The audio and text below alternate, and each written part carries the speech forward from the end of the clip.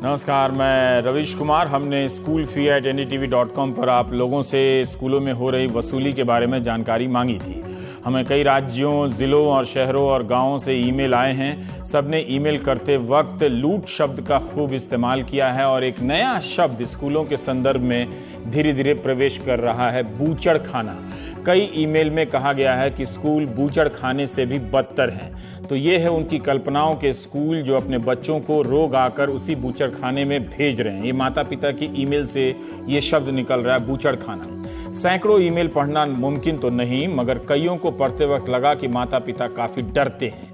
कई लोगों ने सावधानी बरती है कि नाम ना पता चले, कईयों ने नाम नहीं दिया है और कईयों ने मेल करने के लिए नए नए आईडी से मेल बनाए हैं। एक जनाब ने तो अमेरिका ने जो हाल ही में बम गिराया उसी के नाम पर ईमेल बनाकर अपनी व्यथा भेजी है, mother of all bombs MOAB के नाम से।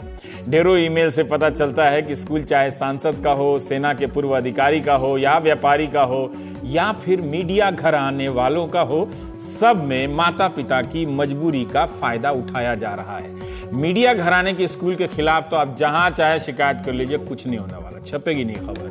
श्रीनगर जहां दिन रात हंगामा है, वहां भी स्कूल वाले उसी पैटर्न पर वसूल रहे हैं जिस तरह से शेष भारत के स्कूल वाले वसूल रहे हैं। चेन्नई और बेंगलुरु से भी हमें बहुत सारे ईमेल मिले हैं। महाराष्ट्र के अमरावती, मुंबई, पुणे, ठाणे, नासिक, नागपुर से ईमेल आए हैं।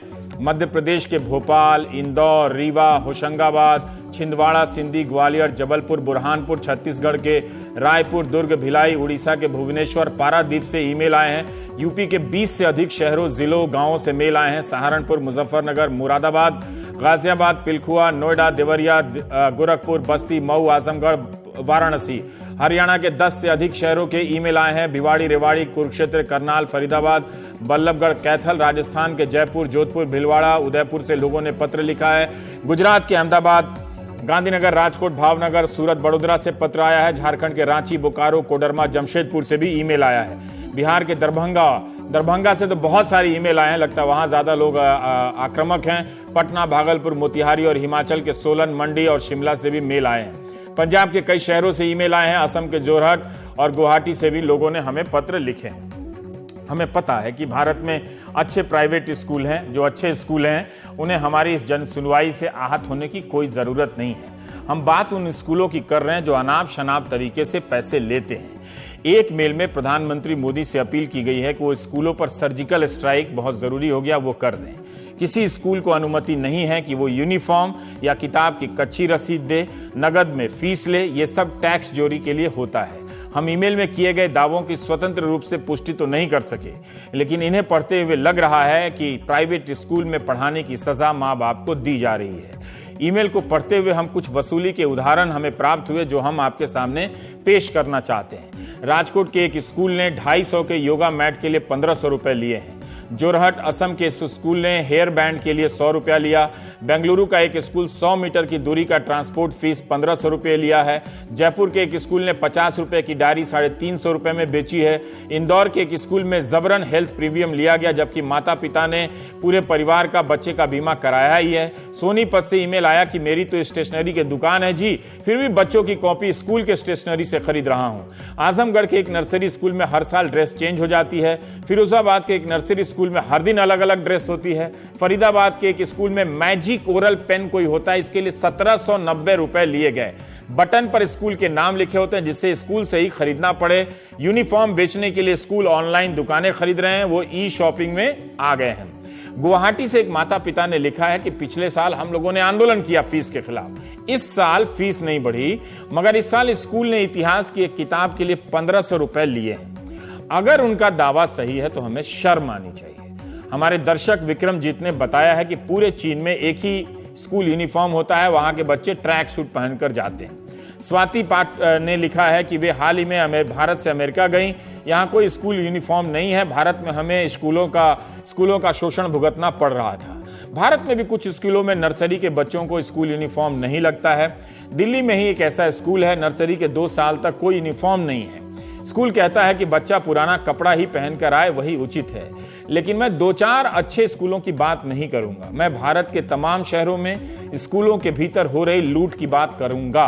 पहले टीचर की सैलरी को लेकर राजकोट से एक ईमेल आया है, वो बता देता हूं। ईमेल की सूचना अगर सही है तो राजकोट का एक स्कूल अधिक सैलरी टीचर के अकाउंट में जमा करता है। सभी टीचर का एटीएम स्कूल प्रबंधन के पास है, पासवर्ड भी उन्हीं के पास है। ऐसा ही एक मेल और सैलरी जमा होने के बाद प्रबंधन पैसा निकाल लेता है। ऐसा ही एक मेल यूपी से आया था, जगह भूल गया हूं, बहुत सारा सैकड़ों मेल था कि स्कूल वाले चेक पहले साइन करा लेते हैं टीचर से, उनके अकाउंट में नियम के मुताबिक पैसा जाता है, फिर चेक से स्कूल वाले पैसा निकाल लेते हैं। ये टीचर की हालत है। हम टीचर्स डे मनाते हैं, रखते उनको गुलाम की तरह है। लेकिन मैं टीचर की लड़ाई कभी नहीं लड़ूंगा, उन्हें अपनी लड़ाई खुद लड़नी चाहिए, ये मैं अभी कह देता हूं। इसलिए टीचर लोग मुझे ईमेल ना लिखें। स्कूल में पढ़ाने वाले माता पिता भी डरे हुए हैं, टीचर भी डरे हुए हैं। स्कूलों के जरिए लोगों पर गुलामी थोपी जा रही है। अब आ जाते हैं ट्रांसपोर्ट पर। बसों में सुरक्षा नियमों के पालन में भारी लापरवाही की शिकायत आई है। 50 की क्षमता वाली बसों में से 100-200 बच्चे ठूस कर भेजे जाते हैं। बसों में फर्स्ट एड किट नहीं रखी होती है, बसों का रखरखाव खराब होता है, बस चालक सड़क नियमों का पालन नहीं करते। बहुत सारे स्कूल बसों में तो प्रेशर हॉर्न लगे होते हैं, दिन भर पे पा करते रहते हैं। स्कूल बसों की सुरक्षा को लेकर सुप्रीम कोर्ट ने व्यापक दिशा निर्देश दिए हैं। कई स्कूल पालन करते हैं और ज्यादातर नहीं करते हैं। जैसे किसी स्कूल के लिए बस या वैन किराए पर ली जाएगी तो उसे ऑन स्कूल ड्यूटी उस पर लिखा होना चाहिए।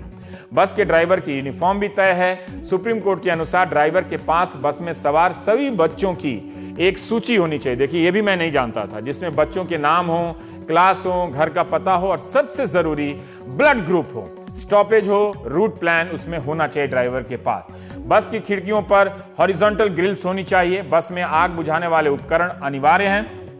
बस पर स्कूल का नाम, टेलीफोन नंबर भी अनिवार्य है। स्कूल बस में कम से कम एक अटेंडेंट होना चाहिए। स्कूल बसों में स्पीड गवर्नर लगे होने चाहिए। स्कूल की गाड़ी का रंग हाईवे येलो होने चाहिए और बीच में 150 mm की हरी पट्टी चारों तरफ बीच में होनी चाहिए। अगर स्कूली बच्चों की उम्र 12 साल से कम है तो बस की क्षमता के 1.5 गुना से ज्यादा बच्चे नहीं ले जाए जाने चाहिए। आजकल कई स्कूल पीली वाली बस तो खरीदने लगे हैं, मगर बहुत से बच्चे अभी भी वैन से ही जाते हैं, जो बहुत खतरनाक है। बस का किराया तय करने का कोई सर्वमान्य फॉर्मूला नहीं है। हर स्कूल अपने अपने हिसाब से चार्ज करता है। 100 मीटर दूर भी है घर, तब भी बस से जाना अनिवार्य है। कई स्कूलों में ईमेल से पता चला, ऐसा कुछ माता पिता ने बताया। हमने एक परिवहन अधिकारी से बसों का हिसाब किताब समझा। उन्होंने हमें समझाया कि मान लीजिए 42 सीटर एक बस है। एक सामान्य स्कूल बस 1 लीटर डीजल में 5 किलोमीटर चलती है।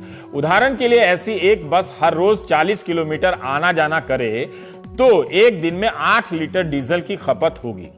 अगर स्कूल महीने के 25 दिन चलता है, जो आम तौर पर नहीं होता, फिर भी 25 गुना 8 से जोड़ दीजिए तो 200 लीटर डीजल लगेगा एक बस में। 60 रुपए लीटर के हिसाब से एक बस में 12,000 रुपए का हर महीने डीजल लगेगा। इस पर हर महीने 5,000 रुपए की मेंटेनेंस भी जोड़ दीजिए।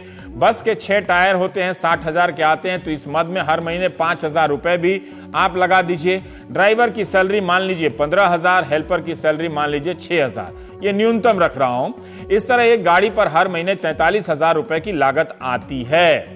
ठीक, हर दिन 40 किलोमीटर की दूरी तय करने वाली एक बस पर हर महीने औसतन 43,000 का खर्च, इसमें बस की किस्त शामिल नहीं है।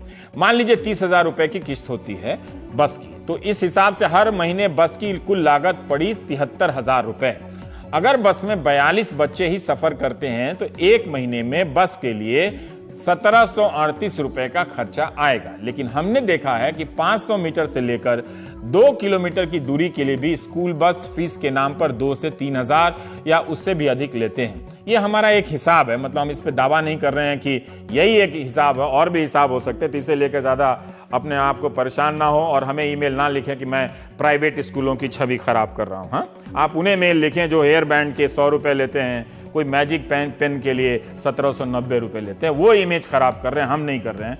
तो प्राइम टाइम में हमारे साथ हैं अजय शर्मा है, आप लुधियाना से चलकर आए, लुधियाना पेरेंट एसोसिएशन के हैं, और मोहसिन गोनी साहब हैं, आप कोऑर्डिनेटर हैं parents association of privately administered schools Kashmir, हाँ, जम्मू से हमारे साथ हैं। और सिद्धार्थ वर्मा साहब हैं, आप फाउंडर प्रेसिडेंट हैं भारतीय क्रांतिकारी संगठन, हाँ, ये आप लोग हैं। और हमारे साथ रांची से भी अजय राय जुड़ेंगे। हम मोहसिन साहब आपसे जानना चाहते हैं कि बहुत तकनीकी में ना जाते हुए प्राथमिक रूप से ही आप दर्शकों को अगर आप शिक्षित कर सकें कि स्कूल बस जब आपके शहर में फीस तय करते हैं तो किस किस तरह का अंतर होता है? क्या सारे स्कूल का पैमाना एक जैसा होता है या लोग एक दूरी का एक किराया या सबको एक किराया लेते हैं? मोहसिन साहब जी। जी, आपने जैसे अभी कहा कि जो ये हैं, जैसे आपने कहा बिल्कुल वैसा ही है कि स्कूल बसेस जो हैं वो स्कूल वाले बिल्कुल अपनी तरीके से जैसे उनको अच्छा लगे वैसे वो लोग बस का किराया फिक्स करते हैं। मतलब 2 किलोमीटर का वही किराया होगा जो 10 किलोमीटर का होगा। मतलब कोई पूछने वाला उनको तो है नहीं। खाली किराए का इशू नहीं है, मतलब इशू बहुत सारे हैं। जैसे आपने कहा कि कंडक्टर्स वगैरह भी बस में नहीं देखे जाते हैं। कश्मीर में ये बहुत आम प्रॉब्लम है कि छोटे छोटे बच्चे जो हैं बसेस में जाते हैं, वहां कंडक्टर्स का होना बहुत ज्यादा जरूरी है, अटेंडेंट्स का होना बहुत ज्यादा जरूरी है, खास तौर पे सिक्योरिटी सिचुएशन वगैरह को मद्देनजर रखते हुए। तो स्पीड कंट्रोल्स बसेस में वहां बिल्कुल नहीं लगे होते हैं। बहुत कम ऐसी बसेस पाई जाएंगी, मेरे ख्याल से 5-6% भी नहीं होंगी जिनमें स्पीड कंट्रोल्स या स्पीड रेगुलेटर्स लगे हों जो उनकी स्पीड को ये कर सकें। और उसके बाद जैसे बाकी चीजें आपने कही कि ओवर क्राउडिंग रहती है बसेस में। जिस बस की कैपेसिटी 20 बच्चों की है उस बस में 30 बच्चे, 35, इवन 40 बच्चे भी होते हैं। मतलब इसमें मैं एक चीज पर रोशनी डालना चाहूंगा कि अनंतनाग डिस्ट्रिक्ट में कुछ स्कूल ऐसे हैं, मैं नाम नहीं लूंगा, कुछ स्कूल ऐसे हैं जो लोग मतलब उनके बच्चे से 3000 हैं या 4000 हैं, वो बच्चों को शिफ्ट में लाते हैं। मतलब सुबह पहले बस जाती है, कुछ बच्चों को लेके आती है और उसके बाद उनको छोड़ के फिर बस नए से जाती है बाकी बच्चों को लाने के लिए, जिसकी वजह से पेरेंट्स को बहुत ज्यादा इनकन्वीनियंस होती है, जिसकी वजह से पेरेंट्स बच्चे जो है सुबह 7 बजे निकलते हैं और शाम को 7:30 घर आते हैं। तो ये बहुत बड़ी प्रॉब्लम है कि मतलब बस ट्रांसपोर्ट का जहां तक सवाल है, सुप्रीम कोर्ट की क्लियर कट गाइडलाइंस हैं। मोहसिन साहब देखिए, हम तो कश्मीर की किसी दूसरी समस्या से ही रूबरू होते हैं, ठीक? अब आप अनंतनाग की स्थिति बता रहे हैं बसों की, हमें नहीं मालूम कि वहां के बच्चों की भी ये समस्या है। जो दरभंगा के माता पिता हैं जिन समस्याओं से गुजर रहे हैं, हमारे कश्मीर वाले भी। तो अगर हम स्कूल बसों की समस्या को लेकर ही कुछ कर दें तो एक दूसरा हिंदुस्तान नजर आने लगेगा, है ना? और थोड़ा बताइए कि क्या वहां के स्कूलों में भी जो इस तरह से लूट होती है, फिर आप पता नहीं मिले या ना मिले, इस तरह से फीस के नाम पे वहां भी वसूलने का आइडिया आ गया है? मैं आपको बताता हूं सर। बेसिकली पिछले साल हमने एक parent association all India level पे कन्वीन की थी, जिसमें लगभग 22 स्टेट्स की पेरेंट एसोसिएशन जो है मिली थी दिल्ली में, जहां पे हम लोगों ने एक ऑल इंडिया बॉडी बनवाई थी, इंटरिम बॉडी बनाई थी। तो इन्हीं वहां पे जाके पिछले साल मुझे ये लगा, मतलब हमारी जो टीम थी, हमने ये नोट किया कि कश्मीर से लेकर कन्याकुमारी तक हमारे साथ चेन्नई की कुछ पेरेंट एसोसिएशंस थी, लुधियाना की थी, मध्य प्रदेश की या गोवा की थी। तो सारी जगह पे प्रॉब्लम्स पेरेंट्स की लगभग सेम है। मतलब यहाँ के माता पिता को जो बर्दाश्त करना पड़ता है वही गोवा में, वही चेन्नई में, स्टोरी हर जगह पे सेम है। तो कोई अंतर नहीं, मतलब ट्रांसपोर्ट की वही ओवरचार्जिंग की। तो आपके यहाँ भी कश्मीर में भी जो स्कूल हैं वो नेताओं के हैं, सियासतदानों के हैं?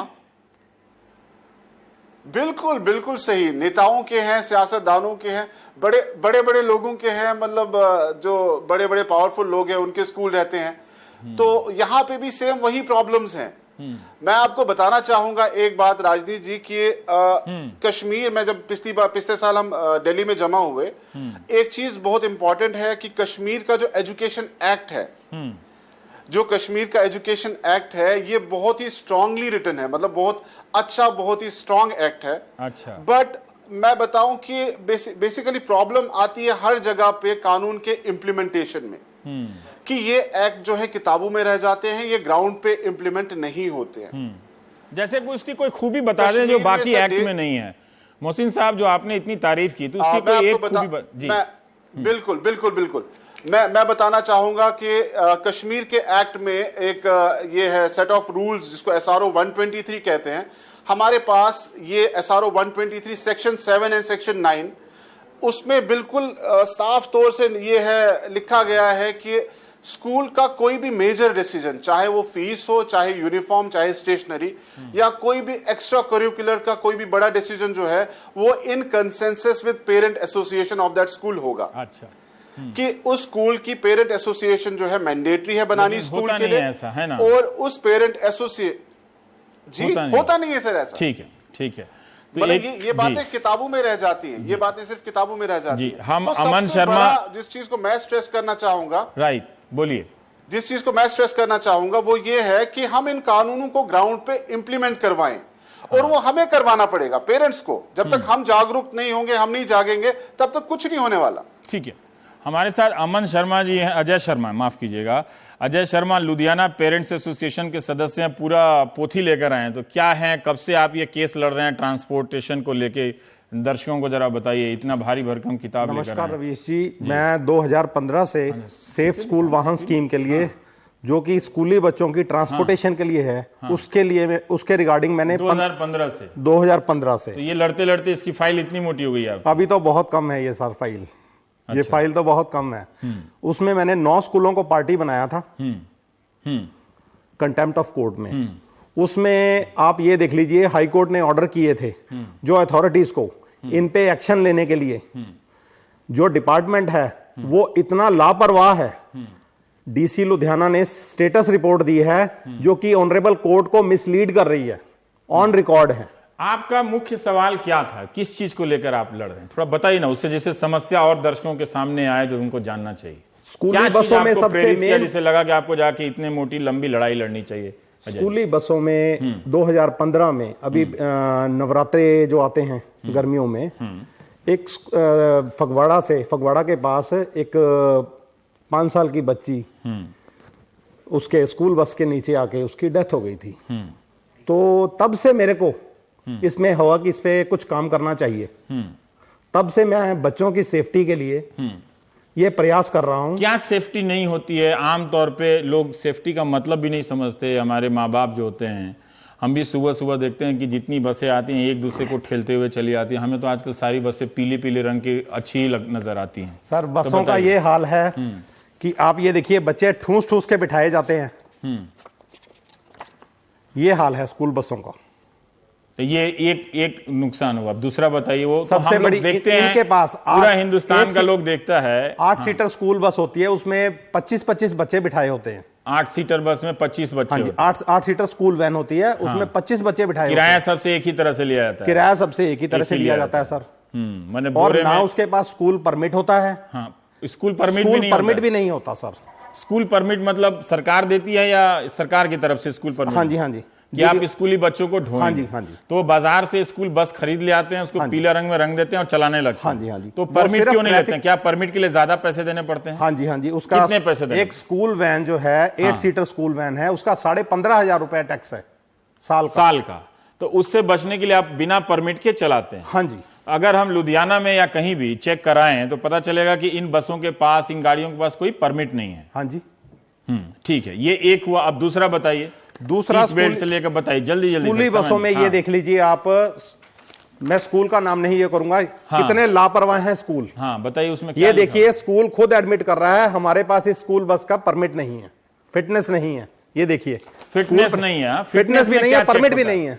फिटनेस में क्या चेक होता है? फिटनेस में स्कूल बसों की सभी चीज, उसमें स्पीड गवर्नर, हर चीज उसमें चेक की जाती है। मोटर व्हीकल इंस्पेक्टर उसको चेक करता है, उसमें सीसीटीवी कैमरास होने चाहिए। और ये सब जो मारुति वैन में जो बच्चे ढोए जाते हैं, ये भी किसी कानून के तहत आते हैं या गैर कानूनी? नहीं, ये तो सब गैर कानूनी है सर। गैर कानूनी, ये गैर कानूनी है। और जोखिम भी बहुत ज्यादा है। बच्चे पे जो रिक्शा पर जो बच्चे लाद कर ले जाते हैं, वो भी किसी कानून में आता है? ट्रांसपोर्ट एक्ट का कोई लगता है? वो नहीं, उन पे वो भी नहीं लगता। वो भी नहीं लगता सर। हमारे साथ अजय राय हैं रांची से। अजय राय को हमने इसलिए बुलाया कि हमने खबर पढ़ी, अजय साहब, पिछले साल अप्रैल की, कि आप लोगों ने डीसी रांची के साथ मिलकर कुछ ऐसा किया कि वहां पर फीस तय की गई। 5-10 किलोमीटर का फीस जो है वो 850 रुपये से ज्यादा नहीं होगा। 10 से 15 किलोमीटर की फीस 950 रुपये से ज्यादा नहीं होगी महीने की। और 15 किलोमीटर की फीस जो है वो 1050 रुपये प्रति माह से ज्यादा नहीं होगी। तो अजय साहब, आप जो फोन लाइन पर हैं, हमें 2 बात बताइए कि ये रेट आप लोग कैसे हासिल किए और इस रेट पर 1 साल बाद वहां पर कितना अमल हो रहा है, हो भी रहा है या नहीं हो रहा है? रवीश जी, सबसे पहले तो मैं आपको धन्यवाद देता हूं और एनडीटीवी को धन्यवाद देता हूं कि आपने अभिभावकों की पीड़ा को अपने मंच पर लाने का काम किया है।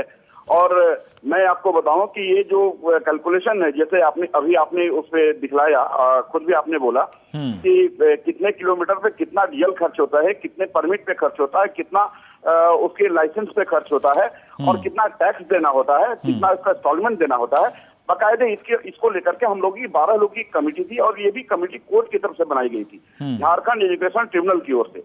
और उसमें हम लोगों ने हर चीज, क्योंकि यहाँ पर 2 तरह की बसें चलती है, एक आउटसोर्सिंग चलती है और एक रेगुलर जो स्कूल का होता है। और आप सोचिए कि जब आउटसोर्सिंग बसों को हम 50 से 55 हजार रुपया मंथ का देते हैं, तो बाहर जो खुद की बसें हैं उस पर ज्यादा खर्च कैसे आता है, इस चीज का भी हम लोगों ने बाकायदे मूल्यांकन किया। और उसके बाद हम लोगों ने ये फिक्स किया कि साहब 0 से 5 किलोमीटर, 5 से 10, 10 से 15 और 15 से एवं।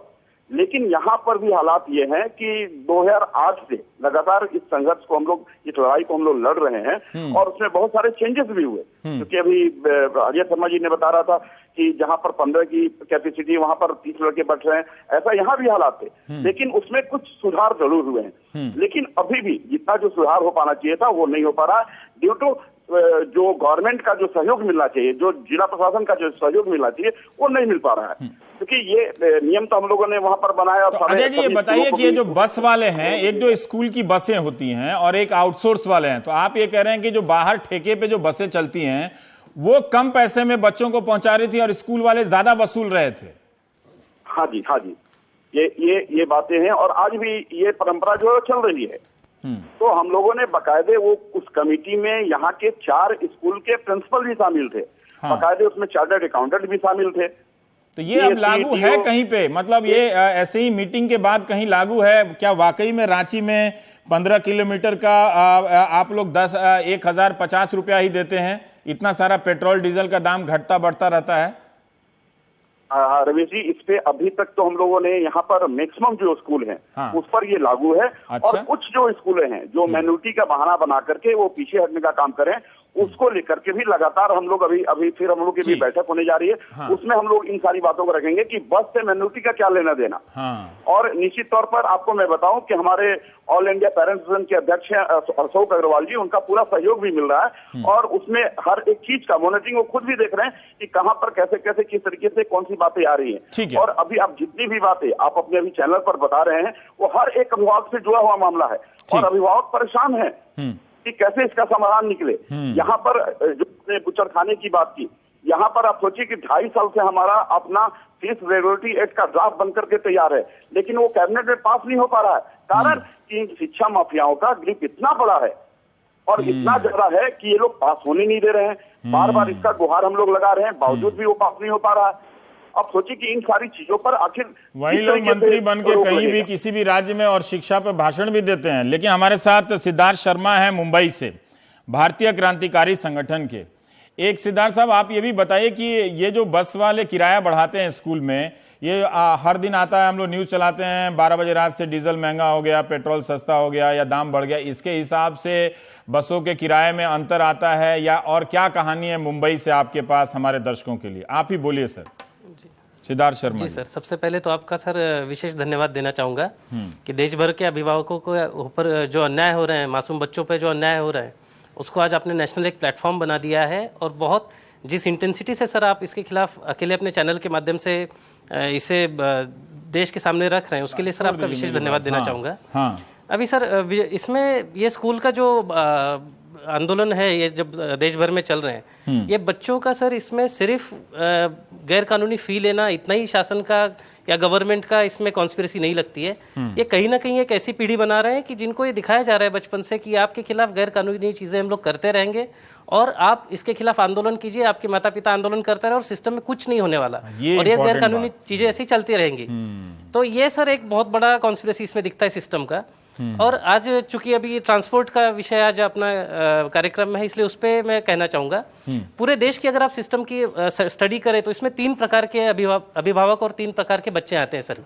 इसमें पहला जो है जहाँ पे स्टेट गवर्नमेंट है और सीबीएसई के बायलॉज हैं जो गवर्नमेंट को बाकी सारे स्कूल्स को एक ट्रांसपोर्ट कमेटी बनाने को बोलती हैं, फी रेगुलेट करने को बोलती हैं। अभी सर होता क्या है, ये पहली कैटेगरी है। यहाँ पे काफी पेरेंट्स हैं जो फी अपनी दे देते हैं, गैर कानूनी तरीके से भी फी ले रहे हैं तो भर देते हैं। चाहे वो जितना प्रॉफिटरिंग कर रहे हो, चाहे जितनी महंगी हो। अभी सर इस कैटेगरी में क्या होता है कि ट्रांसपोर्ट कमिटी नहीं बनी, पालन नहीं हुआ नियम का, अभिभावक देखते नहीं है, ये पहली कैटेगरी होगी। ठीक। अब दूसरी कैटेगरी जो होती है जिन्हें इतना पैसा देना जमता नहीं है, साल में 25-25 हजार अगर ट्रांसपोर्ट की फी देंगे ये लोग, तो काफी अभिभावक हैं जो प्राइवेट ट्रांसपोर्टेशन की तरफ मूव कर जाते हैं। फिर वो ऑटो रिक्शा हो चाहे प्राइवेट बस हो, उनका सहारा ले लेते हैं। अभी सर इन जो प्राइवेट रिक्शा है, एक तो इनके ऊपर महाराष्ट्र का जो अगर बात करें संदर्भ में, तो उनके ऊपर बैन लगा हुआ है कि उन बच्चे उनके ये इस मोड से ट्रांसपोर्ट नहीं कर सकते स्कूल में। तो बदले में ये लोग क्या गंवा देते हैं पेरेंट लोग, इनको फायर का जो सेफ्टी मेजर्स है वो नहीं रिक्शा में मिलेगा, प्राइवेट वैन में नहीं मिलेगा, लेडी अटेंडेंट नहीं मिलेगी, सीसीटीवी नहीं होगा। तो एक बहुत बड़ा इनका राइट वायलेट हो जाता है सर वहां पे। ठीक है। ये पेरेंट्स को ये दिखाया जाता है कि आप स्कूल का अगर गैर कानूनी फी समर्थन नहीं करेंगे तो आप अपने ये अधिकार गंवा देंगे। ये एक स्टेट गवर्नमेंट में कानून इस तरीके से पारित किया गया हुआ है जिससे अभिभावक और बच्चों का बहुत नुकसान हो रहा है। और तीसरा कैटेगरी है सर जिसके बारे में कोई बात नहीं करता है, ये वो अभिभावक और ये बच्चे हैं जो पूरे देश भर से सर कभी ग्रामीण इलाकों में से हैं, तालुका लेवल पे हैं, सिटी लेवल पे भी हैं, मुंबई वगैरह के बाहर के एरिया अगर आप पकड़ेंगे, जो 5-5 किलोमीटर 8-8 किलोमीटर स्कूल जाने के लिए पैदल जाते हैं, जिनके ऊपर कभी जंगल में से जाना होता है, कभी जानवर हमला कर देते हैं, कई बच्चियों के साथ बहुत अनर्थ हो जाता है, कई सारे ऐसे एक्सीडेंट हो जाते हैं। लेकिन इन बच्चों के लिए राज्य शासन कभी कोई सरकार कोई भी रेगुलेशन अभी तक नहीं लाया। तीसरी बात और पहली बात मुझे याद रहेगी कि ये सिस्टम बच्चों को और अभिभावकों को इसी तरह से प्रशिक्षित कर रहा है, ढाल रहा है, ताकि आप इसका विरोध ना करें। हर कोई लिखते समय यही कह रहा है कि आप कुछ कर लें, कुछ होगा नहीं। मुझे भी पता है नहीं होगा, तो ये मेरी हार नहीं है, ये आपकी हार है। तो आप नारे लगाते रहिए, अगर आपको उसी में खुशी मिलती है तो आप वो भी कीजिए। 10-20 नारे तो मैं खुद लिख दूंगा अच्छे अच्छे, अगर आपका उससे भजन भोजन होता है तो। लेकिन हम एक ब्रेक लेते हैं, आते हैं लौट कर।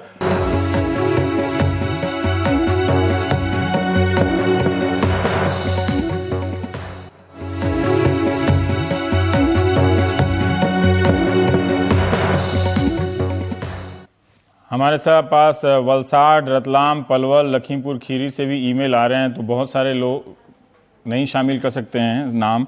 मोहसिन साहब, मैं ये जानना चाहता हूं कि बहुत लोगों ने पूछा है कि छुट्टियों के दिनों में बसें नहीं चलती फिर भी उनका लिया जाता है, लेकिन अगर आप स्कूल के पक्ष से सोचें तो बस का एक कॉस्ट है, लागत है, ड्राइवर का मेंटेनेंस है, वो बस ड्राइवर को हटा थोड़ी सकता है स्कूल, तो उसके लिए तो पैसे तो लगते हैं ना। इस समस्या पे आप लोगों ने क्या सोचा? बहुत सारे माँ बाप ने लिखा है कि 40-40 हजार, 30-30 हजार रुपया बस की फीस हो जाती है और गर्मी की छुट्टियों के भी देने पड़ते हैं। मतलब रवीश जी, मैं बताऊं कि बस का जो है कश्मीर में अभी ऐसा सिस्टम है कि जो हमारे वहां तो लगभग 3 महीने ये रहता है ना, सर्दियों की छुट्टियां रहती हैं, तो वहां पर जो काफी सारे स्कूल्स तो आउटराइटली लेते नहीं है बस फीस उन महीने की। तो उसके बाद बहुत सारे स्कूल्स हैं जो लेते हैं, जिसपे कि पेरेंट्स का हमें कंप्लेंट्स आती हैं कि नहीं, हम इन महीनों की फीस नहीं देंगे। मतलब अभी रिसेंटली मैं आपको बताऊं कि हड़ताल 6 महीने थी पिछले साल 2016 में, तो उन दिनों पेरेंट्स की हमारे पास कंप्लेंट्स आई कि भाई हमारी बस फीस, हम जब बस में चढ़े तो फीस कैसे दें, हम क्या करें। तो उसके लिए हमने एक काम किया, जो प्राइवेट स्कूल एसोसिएशन है, जो स्कूल्स की एसोसिएशन है, उनके साथ बैठकर हमने इस मसले को सुलझाया और ये डिसाइड हुआ कि 50% बस फीस उन महीने की लगेगी, क्योंकि उनके भी कुछ खर्चे रहते हैं। तो उसको हमने वहां पर एमिकेबली सॉल्व करवा दिया। ठीक है, ये भी एक पता चला कि 6 महीने हड़ताल के दौरान 50% फिर भी बसें लगी, भले स्कूल बंद रहे हैं, तो इन सब का एक लागत भी है कि जो माँ बाप को देना पड़ता है। समय कम है, इसलिए शर्मा जी, मैं आपसे जानना चाहता हूं कि ये इतनी सारी बस को चलने में जो नियमों का पालन या नहीं होता है, वो सुबह सुबह ट्रांसपोर्ट डिपार्टमेंट के लोग काफी घूमते होंगे एक्शन लेने के लिए। इनको कुछ भी नहीं, ये बिल्कुल लापरवाह है इसके लिए। मेरे केस में डीसी लुधियाना ने एफिडेविट दिया है, ये 16 स्कूल बसें नो डिस्क्रिपेंसी फाउंड। 7/10/2016 को एफिडेविट दिया, 13/10/2016 के उनके परमिट रिन्यू किए गए। ये मैं आपके सामने रख रहा हूं। अच्छा, जो कि मोटर व्हीकल एक्ट के अकॉर्डिंग उसके एक्सपायर परमिट के चलान होने चाहिए थे, जो कि डीटीओ लुधियाना ने नहीं किए। एक दिल्ली नंबर की स्कूल बस है, उसमें लिखा हुआ है नो डिस्क्रिपेंसी फाउंड। प्रशासन की मिली भगत है। वो मिलके अपना हाँ जी फिर लेकिन माँ बाप को दिखता नहीं है कि इस तरह से बच्चे भर के ले जाए जा रहे हैं, अगर ये बस में जरा सा भी ब्रेक लगे चोट लग सकती है, उनका नुकसान हो सकता है, वो लोग नहीं चिंतित हैं इस बात को लेकर। स्कूल कहते हैं कि आप प्राइवेट ट्रांसपोर्ट है लगाओ। जब सीबीएसई से स्कूल एफिलिएशन लेता है, वहां एफिलिएशन बायलॉज में वहां एफिडेविट देता है कि ट्रांसपोर्टेशन की जिम्मेवारी हमारी अपनी, आउटसोर्स नहीं करते हैं। हाँ जी, लेकिन तो, इसके बाद भी कुछ लोग आउटसोर्स कर देते हैं, हाँ जी, ठेके पे ले आते हैं। और कोर्ट में ये एक्सक्यूज करते हैं कि ये प्राइवेट ट्रांसपोर्टर है, इसकी हमारी कोई रिस्पॉन्सिबिलिटी नहीं है, अपनी जिम्मेवारी से भागते हैं। ये भी एक पहलू है आपने, ये मेरे पास ऑन रिकॉर्ड है सब कुछ। नहीं ठीक है, आप कह रहे हैं तो हम मानते हैं। बहुत सारे स्कूल के लोग परेशान हैं कि उनका पक्ष नहीं रखा जा रहा। अब आपका नाम ही नहीं लिया गया तो आप क्यों परेशान हैं? हम अभी समस्या सुन रहे हैं कि ये लोग क्यों पीड़ित हैं, क्यों आंदोलन कर रहे हैं। आपके पक्ष रखने की बात नहीं तो आप देश भर में जो बसें जो नियम तोड़कर चला रहे हैं उनकी गारंटी ले लीजिए आके, फिर है ना। तो हमारे साथ हैं, उनका भी पक्ष लेंगे। जैसे धीरे धीरे ये कार्यक्रम आगे बढ़ेगा, हम स्कूल के मालिकों और प्रिंसिपलों से भी बात करेंगे कि 25 रुपये का किताब जो है, कॉपी है, वो किस तर्क से 80 रुपये में बिक रही है। तो उस पर हम बात करेंगे। पर सिद्धार्थ जी, हम ये जानना चाहते हैं कि आपने एक बात कही कि एक सिस्टम है कि लोगों को इस तरह से बना दिया गया कि वो लड़ नहीं सकते हैं। बहुत सारे मेल को मैं कई घंटे लगा के पढ़ा तो हूँ, सारा तो नहीं पढ़ा हूँ, लेकिन कई 100 ईमेल मैंने खुद पढ़े हैं। और मुझे बड़ा दुख होता है माता पिता की ऐसी लाचारी को देखकर कि वो अपने अधिकारों के लिए लड़ नहीं पाते हैं। ऐसा क्यों होता है? क्या ये स्कूल नेताओं के हैं इस वजह से? मतलब ये क्या किसी ने वो आ जाए यहाँ पक्ष रख के बिना रसीद का फीस लें, बिना कैश में फीस लें, ये सब तो अब मना है इस देश में, नैतिक रूप से मना है, भले कानूनी रूप से ना मना हो, तो ये पालन करना उनका भी तो काम है ना। तो इतना डर क्यों है इसको लेके? सर, इसका जो 2 कारण है इसके बड़े। एक तो अभिभावकों को कानून की सही जानकारी ना होना। जैसे बहुत सारे पेरेंट्स मैंने देखा पूना में, मुंबई में क्या करते हैं कि सरकारी अधिकारी को कंप्लेंट करते हैं और वो उस पर कुछ नहीं करता साल भर तक। तो महाराष्ट्र में इसके खिलाफ बहुत अच्छे कानून है। अगर कोई सरकारी अधिकारी टाइम से काम नहीं करता है या अपने ड्यूटी में निग्लिजेंस करता है तो उसको भी पार्टी करके उसके against criminal conspiracy along with the school ऐसे अगर करेंगे पेरेंट्स, एक तरीका ये हुआ। दूसरा, जो ये सब पैसे का खेल चल रहा है, पैसे से लूट रहे हैं ये लोग। अभी जब पूना में सर, मुंबई में कई स्कूल ऐसे हैं, आपको मैं अभी नाम नहीं बता सकता अपने चैनल के माध्यम से, लेकिन जिन्होंने स्कूल की परमिशन नहीं थी फिर भी अभिभावकों से फी लिया और उन्हें हम स्कूल चला रहे हैं ऐसे दिखाया। अब उनके खिलाफ चीटिंग की केस बनती है, क्रिमिनल कॉन्स्पिरेसी, क्रिमिनल एक्शन तो लेनी चाहिए।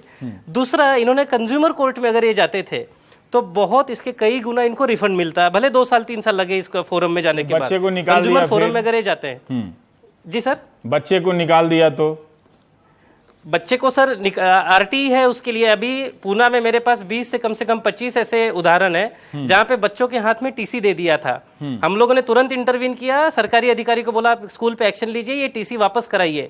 उसने 2 दिन तक कोई एक्शन नहीं ली। हमने तीसरे दिन लोकल पुलिस स्टेशन में गया कि ये सरकारी अधिकारी अपना ड्यूटी नहीं कर रहा है, आरटी में ये नहीं कर सकता स्कूल, और जब हम लोग इसके खिलाफ कंप्लेंट कर रहे हैं तो अधिकारी भी कुछ नहीं कर रहा है, ये स्कूल के साथ शामिल है, इसके अगेंस्ट अपना ड्यूटी नहीं कर रहा है। आईपीसी के जो भी धाराएं हैं और इसके सर्विस रूल के हिसाब से इसके ऊपर प्रोसिक्यूशन करना चाहिए। तुरंत सर 48 घंटे के अंदर सारे बच्चों को रिजल्ट उनके हाथ में दे दिए गए। मेरा खुद का सर खुद का पर्सनल एक्सपीरियंस तो आप लोग जीत जाते हैं, है ना? इसका मतलब अगर लड़ा जाए तो जीत जाते हैं। बिल्कुल, और सही अगर इनको नॉलेज हो।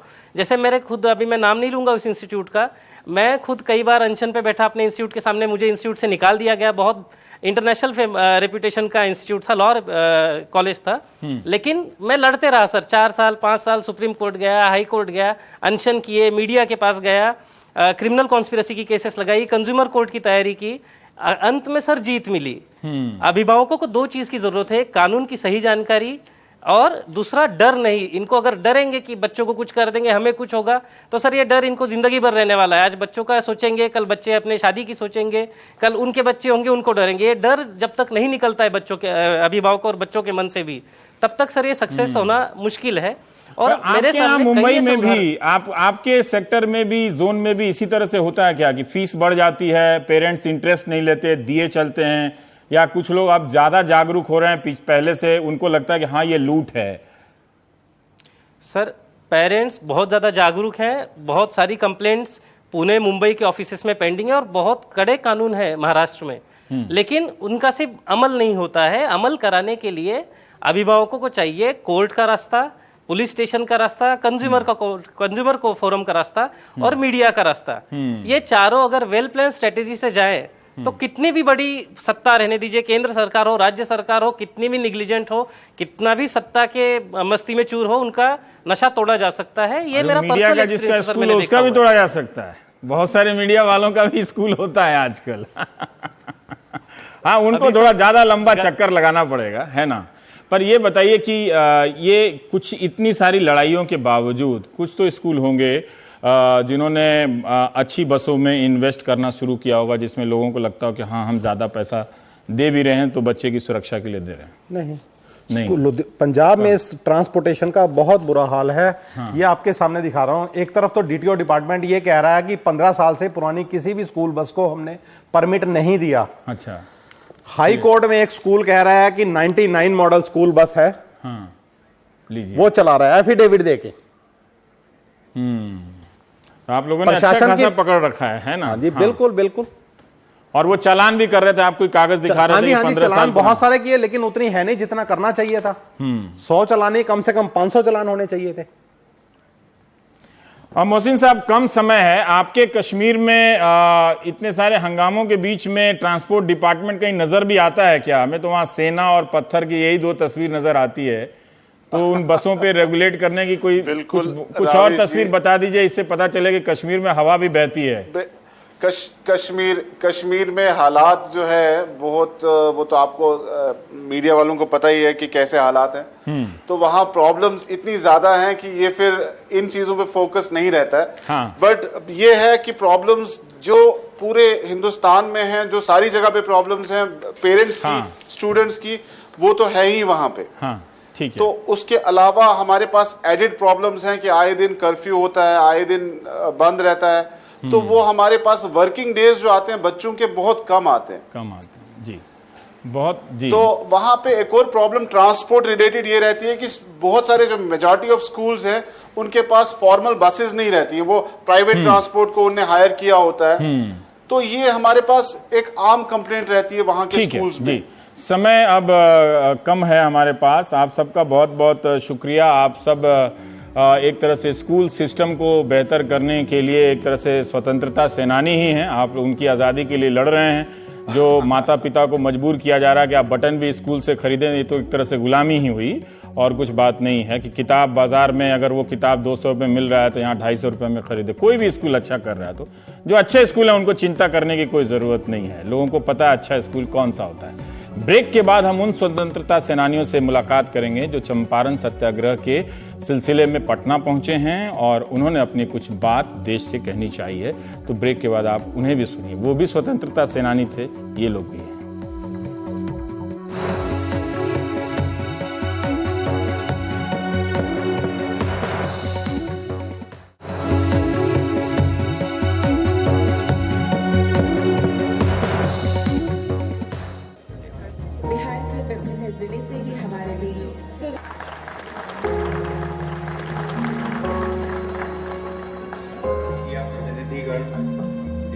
भलाई की इच्छा तब तक संपन्न नहीं हो सकती जब तक कि आप अपनी इच्छाओं पर। यहाँ सत्याग्रह शुरू हुआ है। उस वक्त मेरा जन्म जो है 2 साल का है, फिर भी एक 15 साल के बाद जो है 15 साल से जो है ये गांधीज़म के तरफ से हम हुए और फ्रीडम फाइटर में गए, तेलंगाना निजाम सरकार को खिलाफ लड़े हैं, जेल में गए, हथियार पकड़ लड़े, अंडरग्राउंड में गए। फिर अब जो है ये इनके बुलाने से, इनके सवार के ओर से हम सब आए हैं। हमारे खम्मम आए थे। खम्मम से रेलगाड़ी से जाते हुए तो हम वहाँ रोक के, गाड़ी को रोक के हम साहब को उतार के वहाँ मीटिंग चलाए थे। गांधी जी भाषण दिए थे उधर। वहाँ जाके हम करीब जाके भी देख लिए थे, बात करने का तो मौका नहीं मिला। लॉर्ड माउंटबेटन यहाँ का वाइसराय था। उन्होंने साफ शब्दों में कहा आज़ादी तो हम दे दिया लेकिन ये चलने वाला नहीं है। उस समय न जवाहरलाल, न गांधी जी या कोई राजेंद्र बाबू कुछ नहीं समझ, पटेल पहचान लिया पटेल साहब ने समझे कि उस समय 565 देशी रियासत था, सारा काम अंग्रेज का वही करता था, दलाल था, उसी के अंदर में जमींदारी थी, वो पैसा देता था। तो वही 565 देशी रियासत को पटेल साहब ने बुलवाया पार्लियामेंट में। अब बुलाने के बाद कहें कि आप लोगों को एक एजेंडा दिया कि आप भारत के साथ हैं या नहीं। तब उन्होंने लिख करके दिया कि हाँ, हम भारत के साथ हैं, हम भारत के आज़ादी में सहयोग दिए हैं और हम सहयोग देते रहेंगे। 3 राज्य नहीं आया था, जूनागढ़ का और हैदराबाद और कश्मीर। तो गांधी जी कहते थे कि ये स्वतंत्रता प्राप्त हो गई, अब ये जो कांग्रेस है जिसने स्वतंत्रता ले लिया, आप सेवा दल में हो जाना चाहिए, पैरनस हो जाना चाहिए और हर एक आदमी को देश की सेवा करनी चाहिए, देश सर्वोपरि है। एक किस्सा आपसे बतलाते हैं। गांधी जी जा रहे थे चंपारण, तो जिस डब्बा में बैठे हुए थे गांधी जी, उस डब्बा में वो और आदमी बैठ गया। अब बैठ करके कहने लगा कि तुम तो इस तरह पसंद गए हो जैसे गाड़ी तुम्हारे बाप की है। गांधी जी को कह रहा है, तुम तो ऐसे पसंद गए हो जैसे गाड़ी तुम्हारे बाप की है। इसके बाद गीत गाने लगा कि धन धन गांधी जी महाराज, इन्हीं का गीत गा रहा है गांधी जी का। और गांधी जी मुस्कुरा रहे थे। जब वहाँ उतरा चंपारण में तो उनका पैर पकड़ लिया, कहा कि सब लोग कि यही गांधी जी हैं। तो उनका पैर धो लिया कि सरकार हमसे बहुत भारी गलती हुई। तो उनको कह के रहना, कोई घबराने की बात नहीं है।